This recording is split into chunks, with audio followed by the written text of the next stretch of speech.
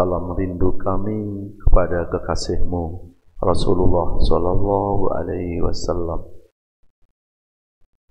Ya Allah, sandingkan kami, sandingkan seluruh keluarga kami, sandingkan ayah dan ibu kami, kelak di akhirat-Mu bisa bersanding dengan Rasulullah di dalam surga-Mu, bisa bersanding dengan orang-orang yang Engkau kasihi.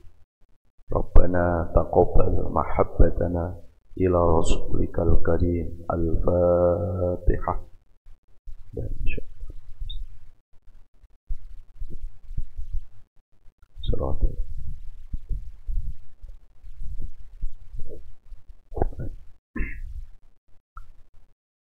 Assalamualaikum warahmatullahi wabarakatuh. Alhamdulillahirabbil alamin. Allahumma shalli ala nabiyyina Muhammadin wa ala alihi wa ashabihi ajmain. Rabbi zidna ilma wa alhiqna bis solihin. A'udzu bikalimatillahi tammati min syarri ma khalaq. Bismillahilladzi la yadurru ma ismihi syai'un fil ardi wa la fis sama' wa huwas samiul alim. Bismillahi masyaallah la yasuqul khaira ilallah. Bismillahi masyaallah la yasrifus su'a ilallah. Bismillahi masyaallah fama bika min ni'matin faminallah. Bismillahi masyaallah la haula wala quwwata illa billah, amma ba'd. Jamaah sekalian yang dirahmati oleh Allah, alhamdulillah kita bersyukur kepada Allah karena berkat izin dan irodahnya kita masih diberikan kesempatan oleh Allah untuk menikmati indahnya kehidupan dunia ini. Mudah-mudahan sisa-sisa hidup yang masih Allah berikan kepada kita ini bisa kita manfaatkan untuk memperbaiki diri kita, memperbanyak ibadah, mendekatkan diri kepada Allah untuk bekal kelak ketika kita kembali kepadanya. Amin ya rabbal alamin. Salawat salam sama-sama kita sampaikan kepada panutan abadi kita Rasulullah Muhammad sallallahu alaihi wasallam, yang pada bulan ini makam kuburan Nabi diziarahi jutaan umatnya, diziarahi oleh jutaan umat yang berhaji, jutaan umat yang mencintainya, jutaan umat yang merindukan syafaatnya. Mudah-mudahan kita semua termasuk umat yang mencintai Nabi, dan semoga Nabi mencintai kita. Amin ya rabbal alamin. Baik Bapak Ibu jamaah sekalian dirahmati Allah, kita akan melanjutkan kajian kitab hadis, yaitu Arba'in Nawawiyah, kumpulan hadis-hadis sahih.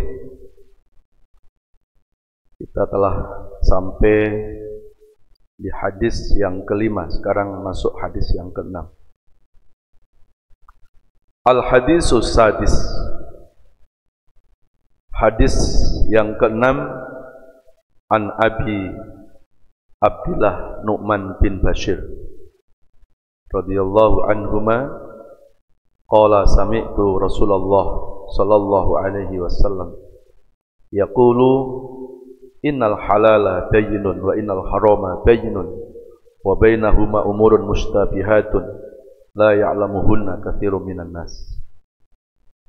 An Abi Abdillah Nu'man bin Bashir, dari Abi Abdillah Nu'man bin Bashir radhiyallahu anhuma. Hadis dari Abi Abdillah Nu'man bin Bashir. Jadi Nu'man bin Bashir ini salah satu sahabat Nabi dari kaum Ansor. Jadi pada masa Rasulullah itu ada kaum Muhajirin, ada sahabat Muhajirin, ada kaum Ansor atau sahabat Ansor. Kalau kaum Muhajirin itu sahabat Nabi yang dari Mekah lalu hijrah ke Madinah, maka itu disebut Muhajirin. Kalau kaum Ansor itu orang-orang asli Madinah. Nah, Nu'man bin Bashir ini adalah bayi pertama yang lahir di kaum Ansor itu.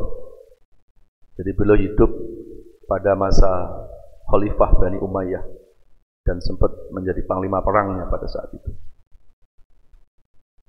Radhiyallahu anhuma, semoga Allah meridhoinya. Qala sami'tu Rasulullah sallallahu alaihi wasallam, kata sahabat Nu'man bin Bashir, aku pernah mendengar Rasulullah sallallahu alaihi wasallam. Berarti kalau hadis itu diawali dengan kata sami'tu, Pak, itu ada sebuah kesaksian. Jadi bukan sahabat dengar dari sahabat lain. Kan ada hadis yang dari sahabat Abu Hurairah, dari Umar bin Khattab, dari baru sampai ke Rasul. Kalau ini enggak, sami'tu, berarti saat itu sahabat Nu'man bin Bashir itu mendengarkan langsung, hadir langsung mendengar apa yang dikatakan oleh Rasulullah SAW. Itu kalau dalam tingkatan hadis, Pak, ini termasuk hadis yang mutawatir karena sanadnya langsung nyambung kepada Nabi, tidak melalui perantara-perantara. Dan hadis mutawatir itu hadis di atas derajat sahih. Kalau sahih itu bisa Bukhari, bisa juga sahih Muslim. Tapi kalau mutawatir, Bukhari dan Muslim sepakat dua-duanya. Ya, maka level derajat hadisnya itu lebih kuat. Dan kitab hadis Arba'in Nawawiyah ini itu selalu disebutkan sanad, Pak. Ya. Kalau dalam mempelajari hadis, sanad itu sesuatu yang sangat penting. Kalau dalam keilmuan namanya sanad, kalau dalam keluarga itu namanya nasab. Ya, kita kan perlu tahu nasab seseorang. Benar nggak ini saya anaknya bapak saya? Itu kan penting, Pak. Jangan sampai nanti saya ngaku-ngaku jadi anaknya siapa. Ya kan, sekarang lagi rame tentang kepalsuan. Ya. Nasab itu apa? Penting. Jadi kalau dalam keluarga ada nasab silsilah. Kalau dalam sanad, kalau dalam keilmuan ada namanya sanad. Sanad itu silsilah. Ini benar nggak ini hadis ini nyambung kepada Rasulullah Shallallahu Alaihi Wasallam? Maka dalam mempelajari hadis itu harus ada 3 syarat, Pak. 1 sanad, 2 matan, 3 adalah rawi. Sanad itu nyambung sampai Rasul. Kalau matan bukan mantan, ya, jangan sampai salah. Matan itu tekstualnya tidak bertentangan dengan Quran. Umpamanya ada hadis ini, ternyata begitu dilihat dari Quran, loh kok bertabrakan, maka nggak bisa ini kita ambil menjadi hadis yang sahih. Karena dalil yang paling kuat itu Quran, setelah itu baru hadis, gitu ya. Jadi kalau ada hadis kok tabrakan dengan ayat Quran, maka yang dimenangkan adalah Quran. Maka untuk mendeteksi itu hadis sahih, matannya, tekstualnya tidak bertentangan dengan Al-Quran. Itu yang kedua. Lalu yang ketiga, rawi. Periwayat hadisnya siapanya? Ini menentukan, Pak. Sanadnya oke, umpamanya ya. Lalu matanya juga oke. Tapi begitu dilihat rawinya, sepertinya ada satu kecacatan dari perawi, entah itu perilakunya, entah itu tentang akhlak perbuatannya atau keilmuannya, maka ini perlu dikaji lebih dalam lagi. Contoh umpamanya gini, Pak. Ada namanya sahabat Abu Kukafah. Abu Kukafah itu termasuk perawi hadis juga. Ya. Abu Kukafah suatu saat itu pernah didatangi oleh anak-anak yatim, Pak. Kebetulan anak yatim itu dekat dengan rumahnya. Di depan rumah Abu Kukafah itu ada korma yang sudah mau panen, ada buah korma yang sudah matang, Pak. Lalu anak yatim datang tuh ke Abu Kukafah, "Tuan, boleh nggak aku minta korma itu?" Lalu Abu Kukafah cuma ngomong gini, jangan yang ini ya, nanti saya kasih tuh yang di kebun sana, itu lebih banyak lagi dari ini. Ya, mungkin apa ya, dianggapnya korma yang di depan rumah itu ada nilai hoki gitu ya. Kalau apa? Kalau kata orang sekarang, kamu jangan yang di sini ya, yang di sana aja. Karena Abu Quhafah itu terkenal tuan tanah, orang kaya raya, banyak kebun kurmanya.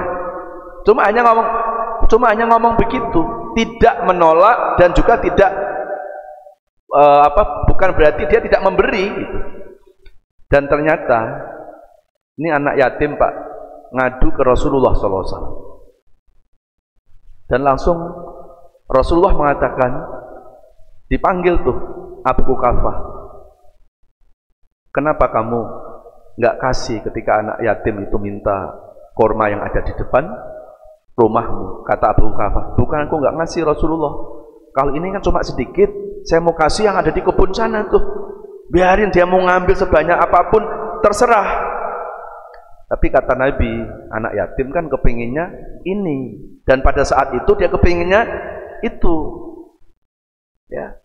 Maka hanya gara-gara ya Abu Quhafah itu pernah tidak langsung mengabulkan kepada permintaan anak yatim, Pak.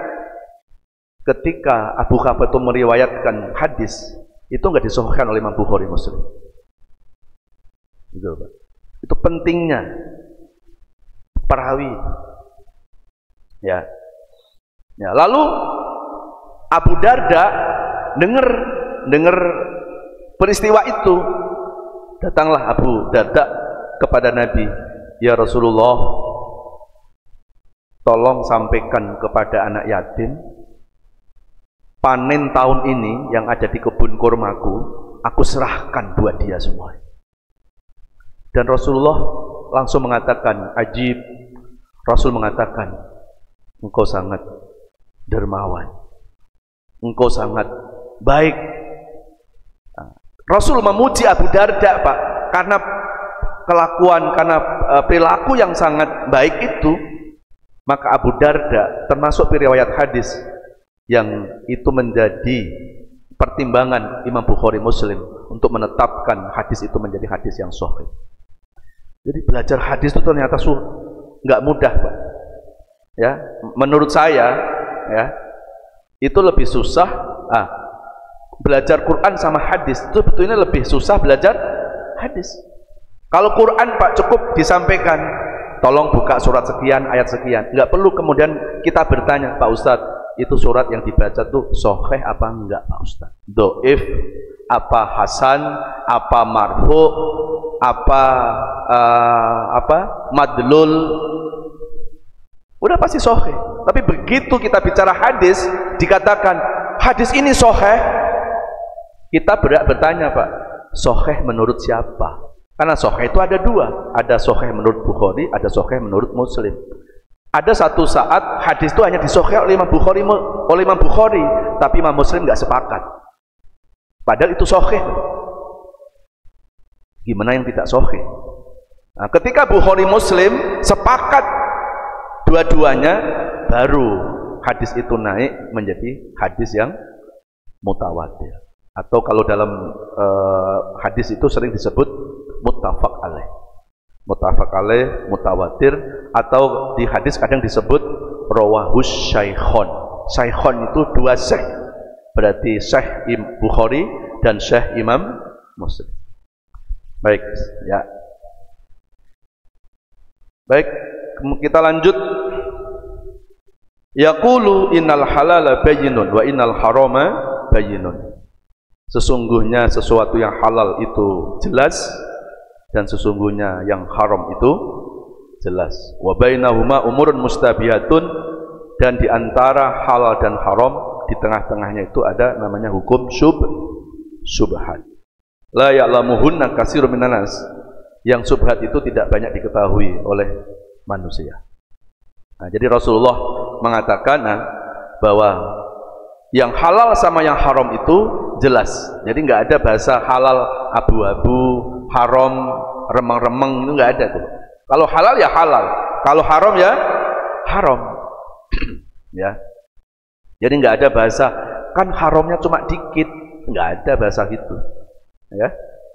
Gitu. Kan ada orang mengatakan, Pak Ustadz, kalau minum khamr, narkoba, tapi sedikit Pak Ustadz, nggak buat mabuk Pak Ustadz, nggak apa-apa kan Pak Ustadz?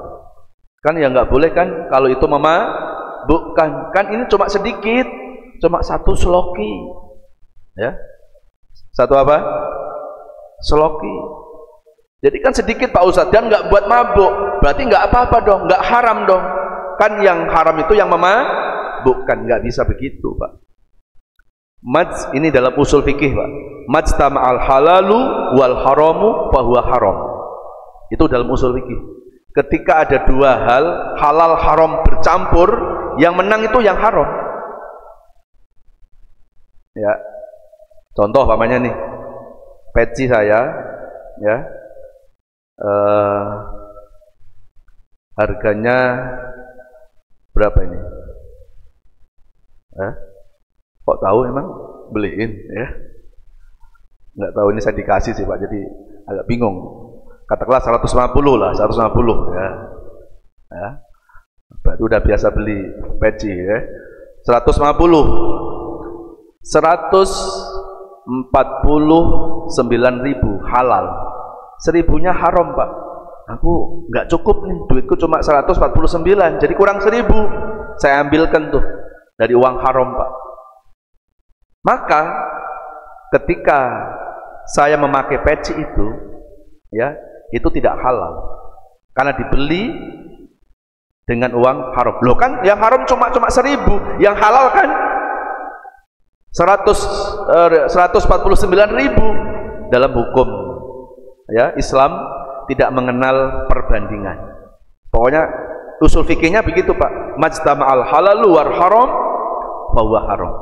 Ketika halal sama haram itu bercampur, yang menang itu yang haram.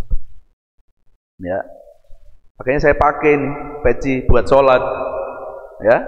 Berarti saya memakai, saat sholat saya memakai peci ini, saya beli dengan uang haram. Padahal cuma 1.000 rupiah. Ya. Begitu ya.